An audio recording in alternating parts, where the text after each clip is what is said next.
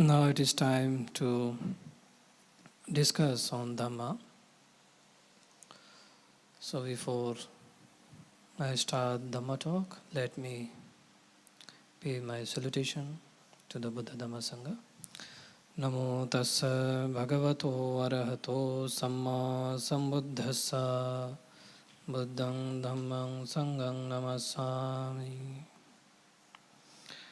And I pay my homage to my teacher, Most Venerable Acharya Buddharakita Bada Bhante ji, and greetings to all the novices and upasakas and upasikas.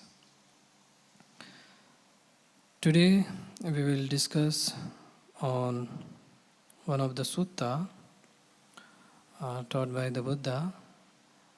The name of the sutta is Samadhi Sutta.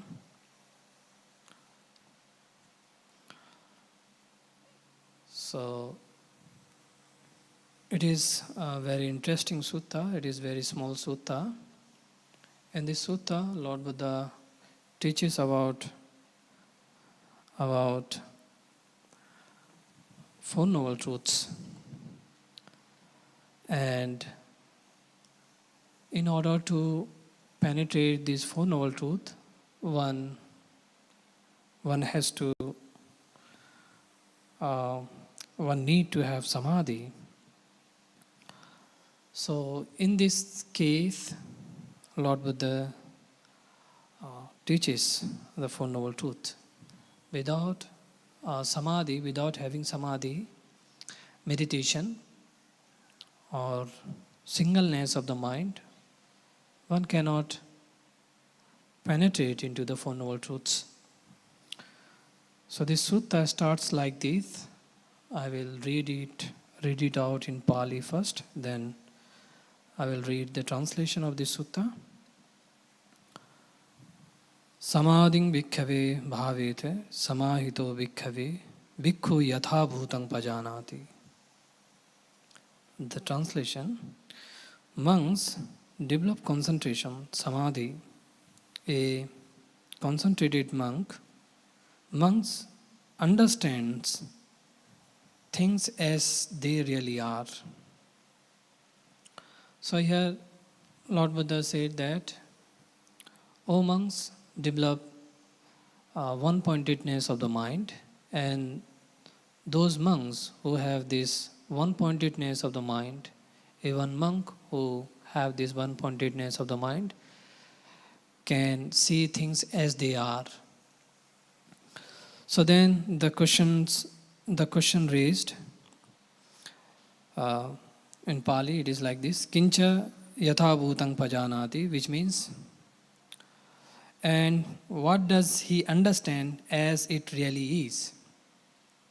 Then Lord Buddha answered in this way: Idang dukkhanti yatha bhutang pajanati. He understands as it really is. This is suffering. And ayang dukkha samudayoti yatha bhutang pajanati. This is the origin of suffering. He understands as it really is. Ayang dukkha nirodhoti yatha bhutang pajanati. This is the end of suffering. He understands as it really is. Ayang dukkha nirodha gamini patipadati yatha bhutang pajanati. This is the way leading to the end of suffering. He understands as it really is. Then the Lord Buddha said, Tasmatiya bhikkhave idang dukkhanti yogo karaniyo, which means, therefore monks, this suffering, therefore monks, an effort should be made to understand this is suffering. An effort should be made to understand this is the origin of suffering or cause of suffering, an effort should be made to understand this is the end of suffering. An effort should be made to understand this is the way leading to the end of suffering. So in order to understand these Four Noble Truths as they are, one has to develop concentration, samadhi. So here samadhi, the concentration is not fully tells the meaning of samadhi. The concentration normally say the concentration actually tells about the deeper samadhi, which is jhanas. But Lord Buddha here said only samadhi, which means the composer of the mind, the mind without thoughts in the sense without distractedness, the mind undistracted. So this is what considered as samadhi. But when one attains samadhi, then his mind will see things very clearly. Like from here, you can see the city very clearly. You can have this view. Similarly, when you have samadhi, one can see the feelings or thoughts in the mind very clearly without engaging into them. It is like standing on a top and seeing things very clearly, like trees, animals, and rivers, without engaging into them. Similarly, when you have samadhi, one can see things very clearly, very clearly. So this is one of the samadhi. And then there are other type of samadhi, which is higher samadhis, which we call jhanas. So this is actually, we can say the concentrations, higher concentration or meditation. So here in this sutta, Lord Buddha tells the benefit of the samadhi, and when you develop the samadhi, the purpose of samadhi is to understand Four Noble Truths. So let us come to this Four Noble Truths. When we have samadhi, as Lord Buddha have mentioned, one can understand suffering as it is. And then one can understand the cause of suffering as it is. And one can understand the end of suffering as it is. And then one can understand the path leading towards end of suffering as it is. So the suffering here, as Lord Buddha taught in his many discourses, which means this suffering will lead towards greater happiness. So that is why Lord Buddha gave an emphasis on suffering. And then when we really understand suffering, then one can find the different causes of suffering. And when one finds different causes of suffering, then one can pursue for end of suffering. And when one try to pursue for the end of suffering, then one can follow the Noble Eightfold Path. So here, as samadhi is one of the factor of Noble Eightfold Path. So without sila, without practicing morality, one cannot attain samadhi. One has to practice morality, precepts. Then our mind will not have a remorse.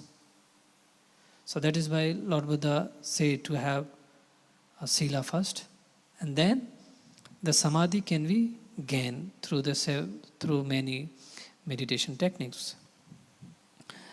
So this samadhi is one of the part of Noble Eightfold Path. one of the factor of Noble Eightfold Path. So after developing this samadhi, one can go into the deeper and analyze this suffering. So suffering doesn't means to have suffering doesn't only mean to have lot of pain in the body or a lot of injuries in the body. Suffering means simply like which makes you uncomfortable, anything in the body, in the mind, uncomfortable, which you don't like. So this is, we can understand as suffering. So in the teachings of the Buddha, Lord Buddha said this, the body, in the briefly he said this, the component of five things, the aggregate of the five aggregates are suffering. So what are these five aggregates? Lord Buddha said, the aggregate of materiality and the aggregate of feeling, the aggregate of perception, the aggregate of mental formation, the aggregate of consciousness. So these last four are grouped as mental aggregate. So when we say aggregate of materiality, this should be considered as Rupa Khanda, and the rest four should be considered as Nama Khanda, materiality and mentality.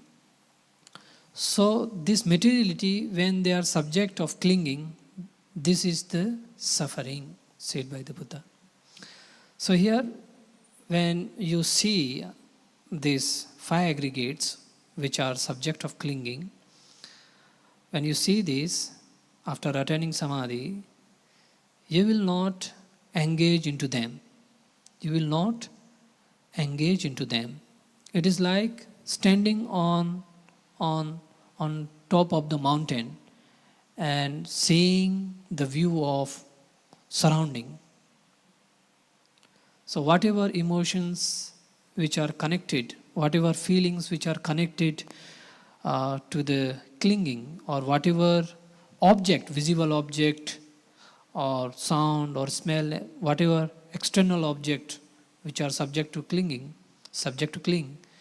and whatever object which are, whatever perception which are subject of clinging, and whatever mental formation which are subject of clinging, and whatever consciousness which is subject to clinging, you can see them very clearly when you have samadhi.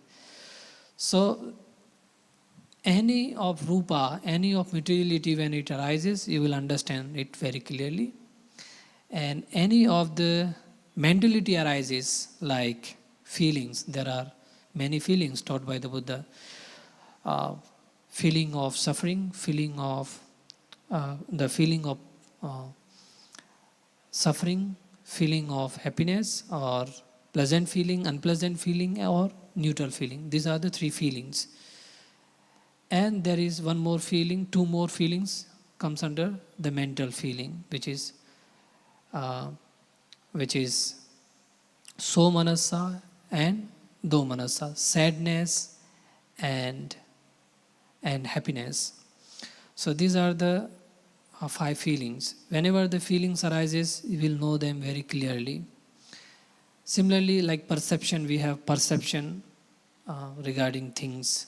We try to perceive, we try to recognize things, and we cling towards perception. Sometimes many things we know, and some things are very dear to us, like material things or anything, which become a cause to arise clinging. Then we become attached to them. Then we generate this clinging regarding perception. So I can give an example, like when we see a mango, seeing this, we recognize it. This is mango, because earlier we had an experience and information that this is the mango, taught by our teachers, taught by our parents. So this is what we can call it perception. And with the help of this, we can perceive many other new things. Sometimes many new things happen in our day-to-day life, and many new things appear in these days. So we can perceive them. Oh, this is look like that. We try to perceive them. So this is also the function of perception. So we generate craving towards this perception. And there are many type of perception, like perception of sound, perception of visible object, perception of smell, perception of tangible object, perception of mental objects. So somewhere, if we are not aware about visible object, then we must be somewhere in any of these five. Like most of the time, we remain in the current of perception of thoughts. We try to hang on different thoughts of perception. This is this, and this I like. So this is something very, very quickly happens in our mind. So when we become hold on perception, which means we have clinging towards perception. Similarly, the another, which is sankhara. So sankhara, clinging towards sankhara. Here Lord Buddha said, clinging towards sankhara means the mental formation. It has many meanings. So according to the suttas, different suttas, we can understand that our choices, our motivations, our intentions should be understood as sankharas. And this sankhara it has multiple meanings. Sometimes sankhara used for this whole aggregate, five aggregate. And sometimes sankhara signifies the meaning of intention, and sometimes the sankhara signifies the meaning of past karma. So this is, but here in the five aggregate, the sankhara tells the meaning of choices, intentions. Sometimes we like to speak, we like to say something, we like to sing something, we like to hear something, we like to see something which gives us pleasure. So that is why the Lord Buddha said sankhara. In this context, we can understand sankhara as choice or intention or motivation. Then vijnana. So vijnana here, normally hearing, seeing, smelling, tasting or experiencing some tangible, experiencing the contact. This is vijnana. And in the mind, we become aware about different object. Oh, this is such and such object arises in the mind. Such and such memory arises in the mind. Such and such feelings arises in the mind. We become aware. So this is the vijnana. So when we have clinging towards them, it is called dukkha. It is called dukkha, the very first noble truth.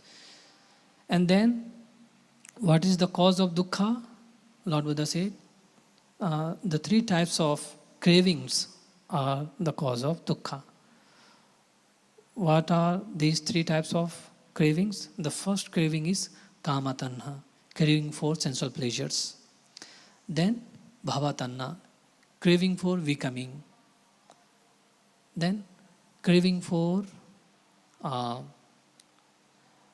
it is said, vibhava tanha. So vibhava tanha, which means craving for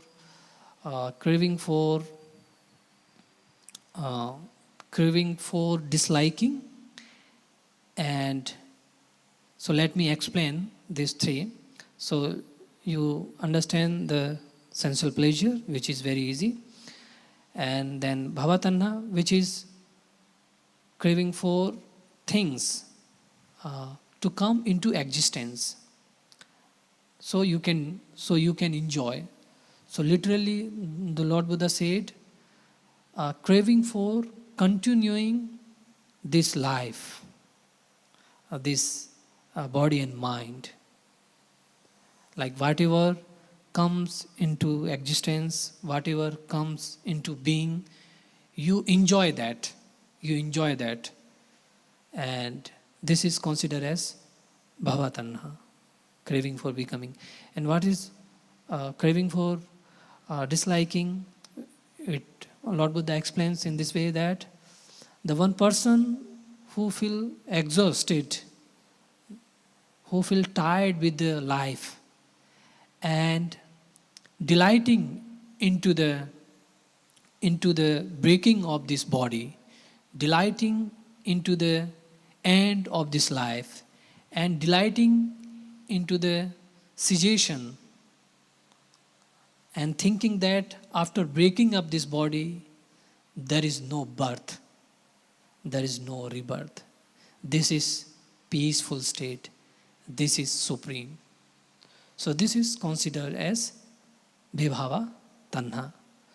So these three types of tanha are cause of our suffering. Then there is third noble truth, which is nirodha satcha, end of suffering.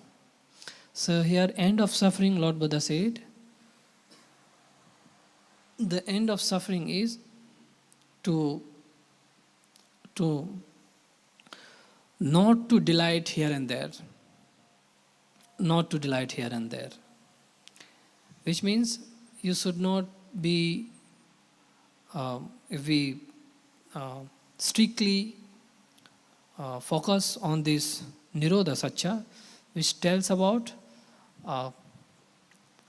to become detached from these cravings, and to become passionless, and to reject the things which causes for these three cravings. So this should be considered as nirodha.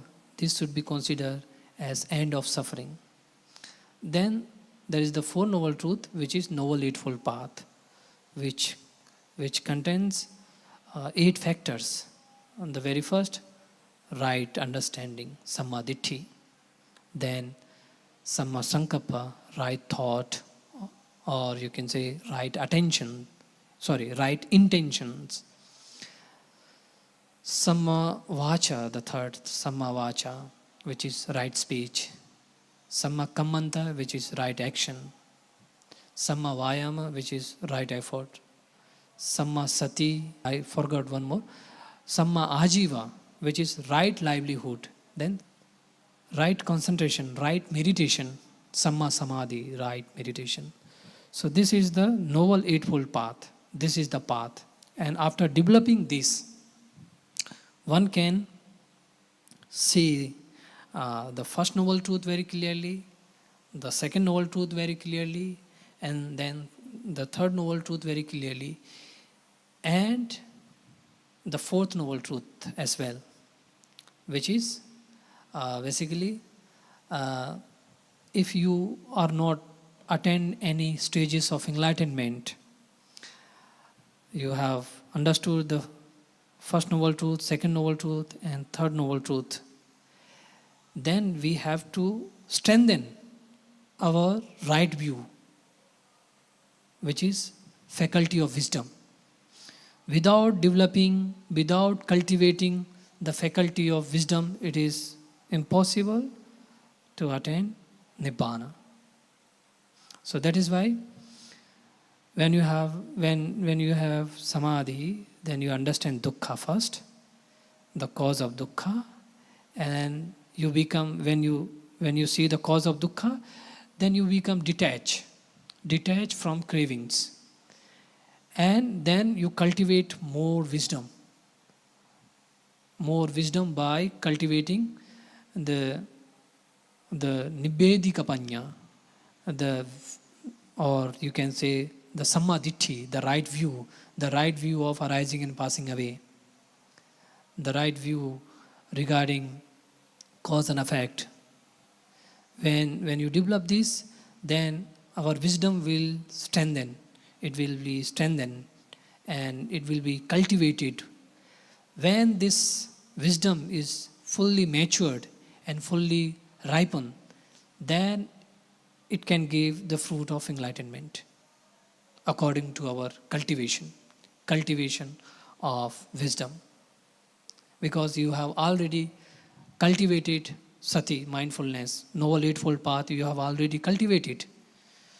And by the power of this noble eightfold path, you are seeing dukkha as dukkha, suffering as suffering, and the cause of suffering as it is, and you are also seeing the nirodha. This is the nirodha. And by contemplating them repeatedly, one can also strengthen the panya, sammaditthi. This is how the Four Noble Truths can also be practiced together with other noble truths simultaneously. It is not that one has to practice one by one.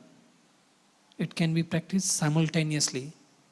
When you understand dukkha, then you slowly give up little by little the craving.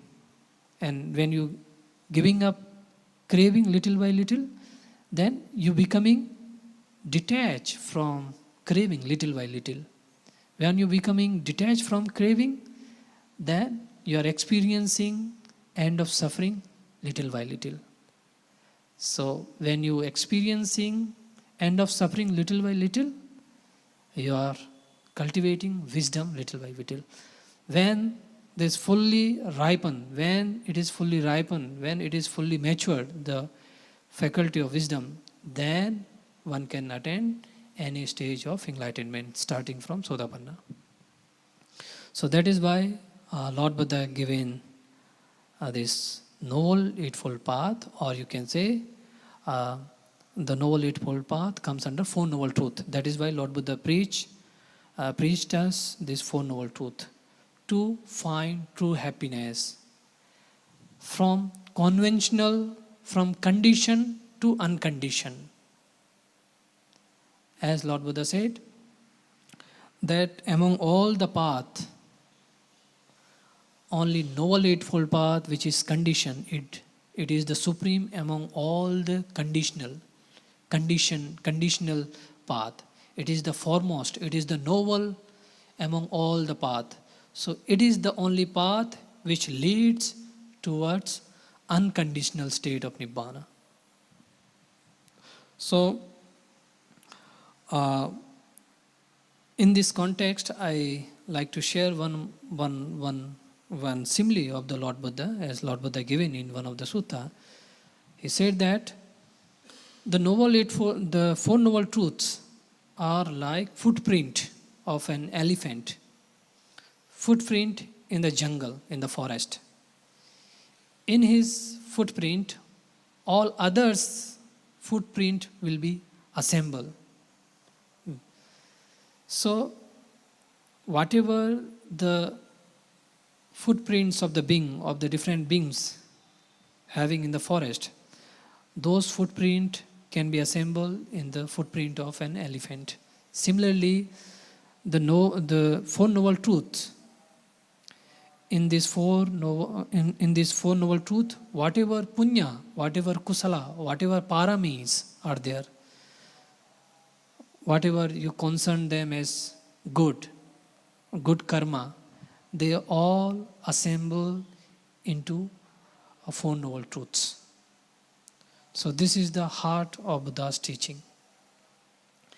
So saying this, I conclude here, and I wish you are able to understand this small Dhamma talk.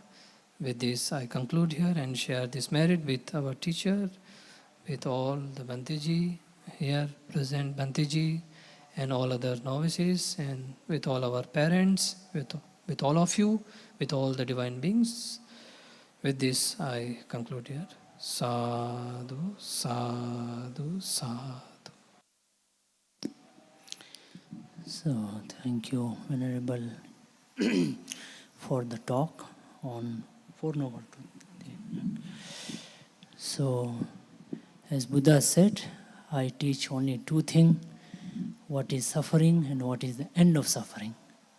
Very simple, huh? 2 things. So, what is suffering and what is the end of suffering? And that's what we are all concerned about life, right? We are concerned about some difficulties in our life and then the happiness in our life, you see. And that's what Buddha said he teaches, And therefore, we should not be surprised when we undergo some suffering, isn't it? Whether it is physical suffering of some sickness or any other loss of this, loss of that. A lot of people say, why it happened to me? Why me? Why not you? Why not you?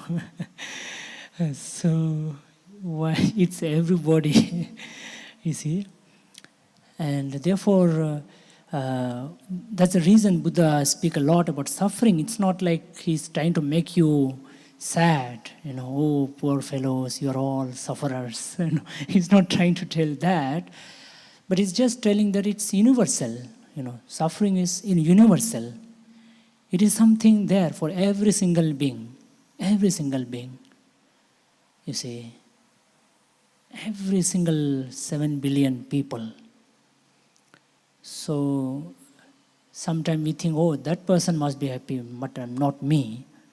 But no, everybody has their own share of difficulty and suffering and problems. So don't be surprised, when you have some strange feeling or strange thought or strange expectation, experiences, incidences, It's all natural.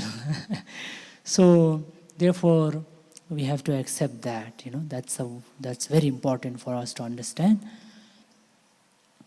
And with regard to craving, as Bhante has mentioned about 3 kinds of craving, what is important to also see is that there's nothing wrong in enjoying our life, good food and good clothes and everything, but not to be obsessed with that, in the sense that not to be overly attached, about things, about ideas, so perceptions, as 5 things Bhante mentioned, about forms, feeling, perceptions and thoughts and your own deeper sense of being.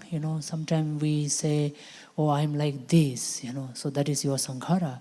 But today I'm no more like this. Why I'm not like this? You see.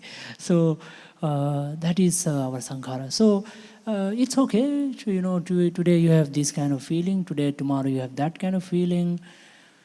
Today you like this food. Tomorrow you don't like. Today you think this way. Tomorrow you think that way.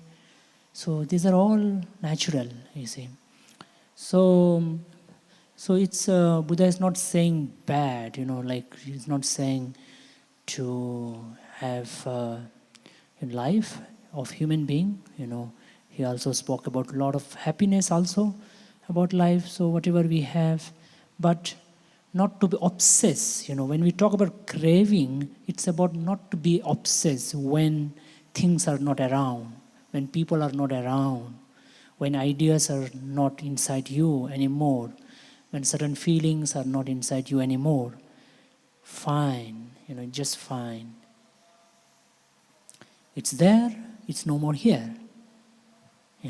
Right now, just leave it, as it is. So something was there, no more. Something will be there, we don't know. So, to be open, to be fearless, open, experiencing the life, That is the known craving, as we might say. Let's say food, you're say you like a particular food, and maybe your mother makes a nice food, and today your mother is not well. Then you will be like, oh, why not this food today? I'm so sad. Or mother went to some other place, so now you don't get that food. So so therefore there is that is craving. When that food is there, fine, I enjoy. It is not there, maybe I may find some other food, check out some other food or something else. So I think it's just about moving on, moving on to something else. Because there are a lot of things in life, a lot of things to focus on, a lot of things to shift on. It is, I think, quickly shifting to something else, and not making yourself miserable. If you don't quickly shift on certain things, then you might be just hovering on that, and you will be just suffering. What we go, letting go, moving on. I think this is something very important, I feel, when we talk about craving. So that's the only thing, right? So Buddha is not against, having, sort of having, enjoying life, having happiness in life, but also understanding that every happiness, what we call, is subject to change, is going to change anyway. So be ready for that as well, I think. So being ready, being open, I feel, having this understanding, wisdom, what we call, that everything around us is subject to change, good or bad, pleasant, unpleasant. I think that is the way out of craving, which is the cessation of suffering. So, so whenever, as I said, quickly shift to something else, just shift to something else.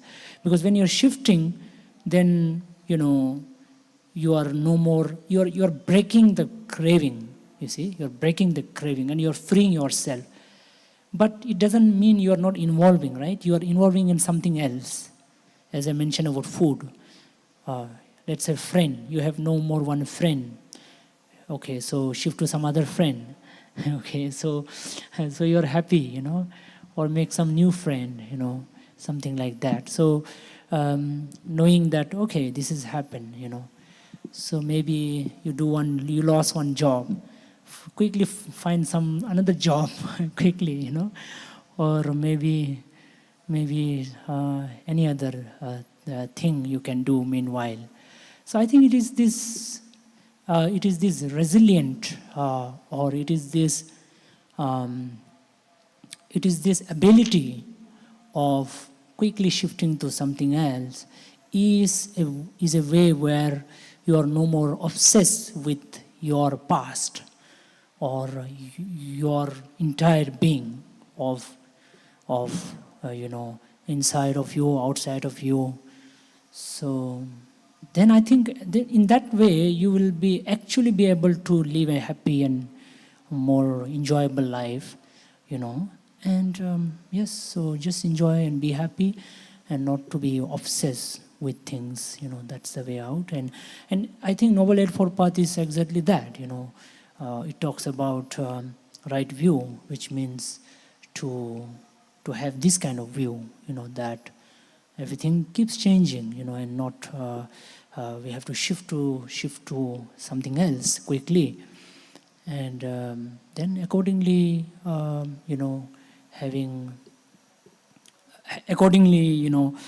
shift our thought and speech and actions and focus, everything. And that way, Bhante mentioned about samadhi.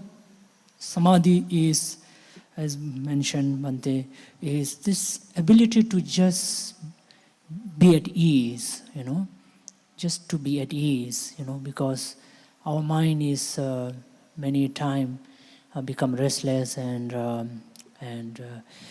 somewhat unsettled, so the deeper level of settlement of mind. And that can also happen, I think, with this right view of, as I said, that that everything is changing, everything is passing, and even, let's say, even things doesn't so quickly change, but your own perception about, feeling about that thing change, right? Let's say food, as I mentioned, now your mother makes the same food, but today you have a good perception about that food, a good feeling about that food.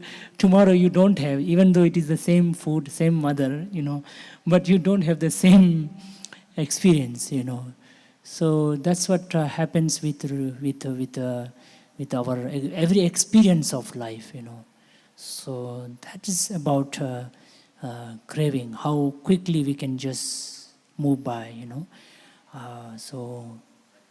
many a time people find it very difficult to move on, and to let go of every view and perceptions and feelings and thoughts and things and peoples and circumstances and everything.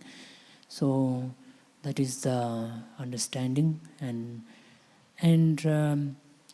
this can happen with repeated practice of meditation and contemplating, reflecting, listening to Dhamma, and discussing, and having being mindful in our life.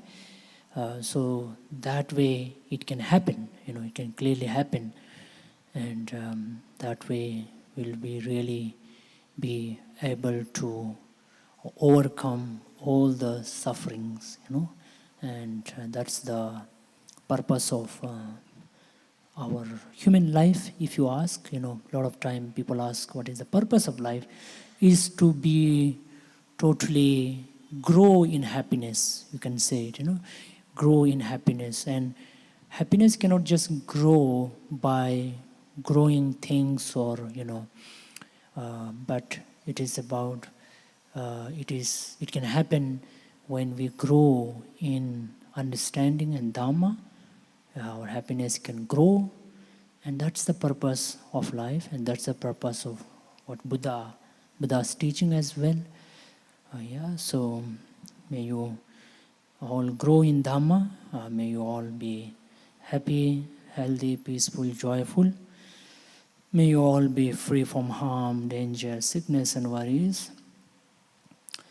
May all your wish come true, and may you have a stable and peaceful mind, and may you all grow in Dhamma and achieve the ultimate happiness of Nibbana. And let us also pray for the happiness of all the beings. Let's share this with all the beings in the universe.